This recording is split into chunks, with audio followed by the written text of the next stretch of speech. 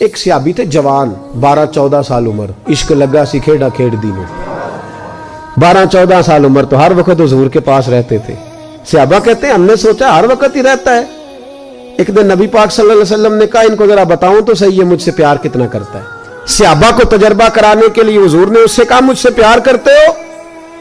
اس نے کہا بیبا آپ کو پتہ ہی ہے سارا. تو حضور نے فرمایا جاؤ اپنے باپ کی گردن کاٹ کے لاؤ. کس کی؟ اوکھا جے بابا کام. ہاں اپنے باپ کی گردن کاٹ کے لاؤ. 12-14 سال عمر, چھلانگ لگائی. مسجد نبوی کے دروازے پر مولا علی شیر خدا کھڑے تھے. ان کی گردن میں تیر کمان تلوار تھی, کھینچی تلوار. اور جب دوڑے نا جذبات میں تو حضور نے فرمایا اسے پکڑ لاؤ, اس نے سچ مچ کاٹ کے لے آنی ہے. لے آؤ پکڑ کے. عاشق نزاکت جانتے ہیں. حضرت طلحہ بن برا بیمار ہو گئے. بیمار, دن میں 2 دفعہ میرے نبی تیمارداری کرنے جاتے. 2 دفعہ. اللہ کرے وہ بیماری میں ہی آ جائے. چر ہویا مینو ترلے لیندیاں کدی موڑ میرے ول واگاں, خواب میری وچ ایک وار جہاں میں ساری عمر نہ جاگاں. نبی پاک صلی اللہ علیہ وسلم 2 دفعہ تیمارداری کرنے جاتے. 2 دفعہ دن, 2 دفعہ حضور پتہ لے. ایک دن حضور شام کو گئے, ان کا ماتھا چوما تو حضور کی آنکھوں میں آنسو آ گئے. پھر میرے حبیب پاک نے ان کے والد کو کونے میں بلایا, کوئی بات کہی, باپ بھی رونے لگے. حضور نے پھر پیار کیا, چلے گئے. حضرت طلحہ اپنے ابا جی سے کہنے لگے حضور کیا کہہ کے گئے؟ کہا بیٹے کچھ نہیں. کہا نہیں مجھے بتائیں. کچھ نہیں, رشتہ ہی بڑا نازک, نہیں بتائیں. تو باپ نے سر پہ ہاتھ رکھا, کہا حضور کہہ گئے ہیں تو آج شام کو فوت ہو جائے گا. اور جب حضور نے کہا جب اس کا انتقال ہو جائے تو مجھے خبر کرنا. والد کو چارپائی پہ بٹھا کے تو حضرت طلحہ نے ہاتھ پکڑ لیا. عشق تے اگ دوویں ایک برابر, پر عشق دا سیک ودھیرا. اگ تے ساڑے ککھ تے کانے, عشق ساڑے تن میرا. او اگ دا دارو می تے پانی, مینوں کوئی دسے عشق دا دارو کیڑا. بلے شاہ اوتھے کچھ نہیں بچدا جتھے عشق ہوراں دا ڈیرا.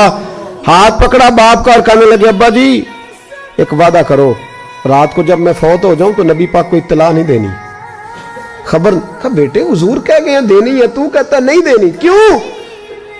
عاشق نزاکت جانتے ہیں. اگرچہ 12-14 سال عمر تھی پر عشق پکا تھا نا, نزاکت سمجھتے تھے. کہنے لگے ابا جی جن گلیوں سے حضور نے گزر کے آنا ہے وہ یہودیوں کی گلیاں ہیں. ایسا نہ ہو میرے جنازے کی خاطر حضور گزرے اور کوئی میرے نبی کو تکلیف دے دے, اس لیے خبر نہیں کرنی مصطفیٰ کو. آپ جنازہ پڑھ کے دفنا دینا. رات کو انتقال ہوا, باپ نے جنازہ پڑھا, دفن کیا. سارا کچھ جاننے والے رسول آئے. کہا مجھے بتایا کیوں نہیں؟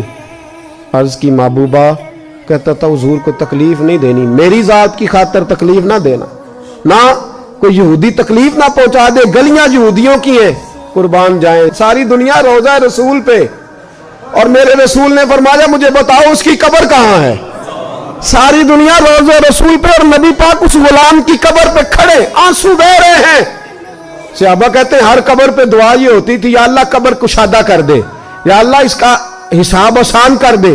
یہاں دعا بھی انوکھی, اس کے لیے دعا بھی انوکھی, رشتہ ہی بڑا نازک ہے.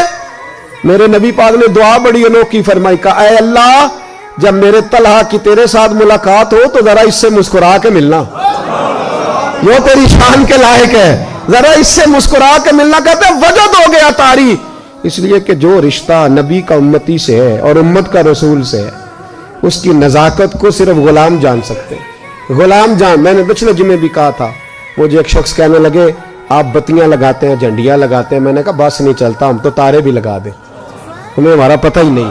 میرا دل کرتا ہے گلی گلی پھروں اور یہ نعرہ لگاؤں جان ہے عشق مصطفیٰ, روز فضو کرے خدا, جس کو ہو درد کا مزہ وہ نازے دوا اٹھائے کیوں, اور پھر کے گلی گلی تباہ ٹھوکریں سب کی کھائے کیوں. اگر دل کو یہ عقل دے خدا تو تیری گلی سے جائیں کیوں.